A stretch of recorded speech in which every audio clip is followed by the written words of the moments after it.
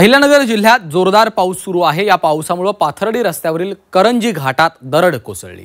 यामुळे वाहनधारकांना वाट काढताना मोठी कसरत करावी लागते। तर या ठिकाणी एकेरी वाहतूक सुरू असून ही वाहतूक संथ गतीने सुरू आहे। या ठिकाणावरून आढावा घेतलेला आहे आमचे प्रतिनिधी लैलेश बारगजे यांनी। अहिल्यानगर जिल्ह्यामध्ये मागील 24 तासापासून मुसळधार पाऊस सुरू आहे आणि या पावसामुळे वेगवेगळ्या प्रकारचं नुकसान झालेलं पाहायला मिळतंय। आपण सध्या आहोत राष्ट्रीय महामार्ग क्रमांक 222 जो कल्याण विशाखापट्टणम हा महामार्ग आहे। या महामार्गाच्या वर जो करंजीचा घाट आहे या ठिकाणी देखील दरडी कोसळल्याचे पाहायला मिळते। छोट्या मोठ्या दरड या ठिकाणी कोसळलेल्या आहेत आणि यामुळे या ठिकाणी होऊन जाणारी जी वाहतूक आहे ती काहीशा प्रमाणात विस्कळीत झालेली आहे। एकेरी वाहतूक सुरू आहे आणि ती देखील संथ गतीने सुरू आहे। नेमकं कशा स्वरूपाचा परिणाम झालाय ही दरड कोसळल्यामुळे, कारण वाहतूक मोठी असते याच्यात।